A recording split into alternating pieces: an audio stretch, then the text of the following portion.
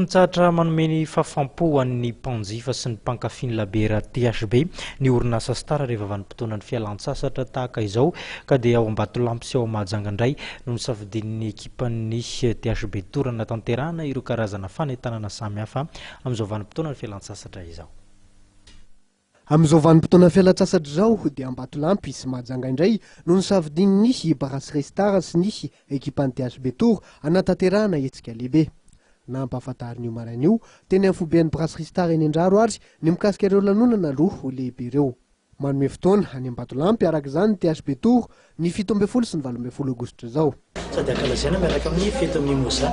Izy io dia tanterahana ao amin'ny stade municipal zany manomboka amin'ny 10 maraina ny vavahady. Ny fidirana amin'izy io dia 500 ariary.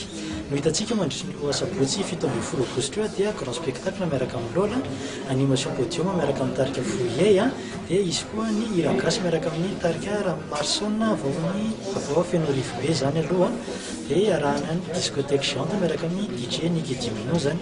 Maro be no loka azo zaraina amin'ny fotoana io. Ny tontolo andro lahady kosa momba ny Ambatolampy dia isy ny hazakazan-tsoavaly sy carnaval ao an-tanàna zany.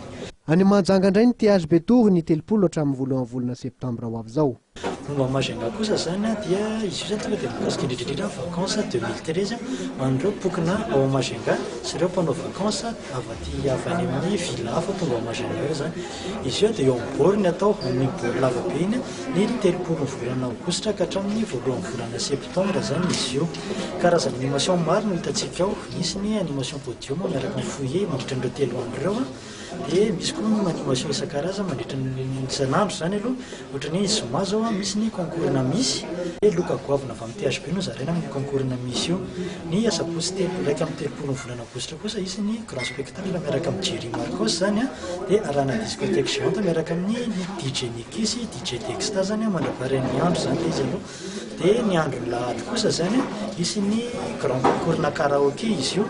Grand concours azahoana loka THB koa andreo mpandresy zany. Mampanantena sady ny ekipan'ny THB Tour fa hizara fifaliana sy lanonana mandritra ireo hetsika roa lehibe karakaraindreo.